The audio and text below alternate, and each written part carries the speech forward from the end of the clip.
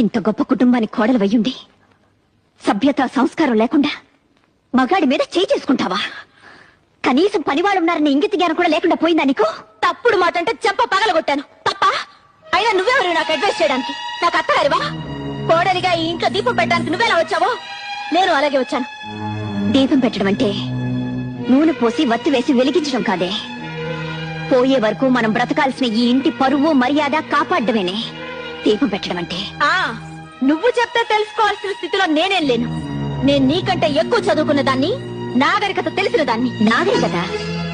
నాగరికత అంటే అర్థం పెద్దవాళ్ళని గౌరవించకపోవడం, మగాన్ని చేయి చేసుకోవడం అనుకుంటున్నావా? కాదే. పట్టు చీర కట్టినా పాతి చీర కట్టినా ఎదుటి వాళ్ళు చేతులెత్తి నమస్కరించేలా ఉండటమేనే నాగరికత అంటే. చూడు, ఇంకో ఆర్గ్యుమెంట్స్ అనవసరం. నీతో నీతులు చెప్పించుకునే అవసరం గాని అడ్డమైన వాళ్ళ ముందు తలంచి బ్రతకాల్సిన కర్మ గాని నాకు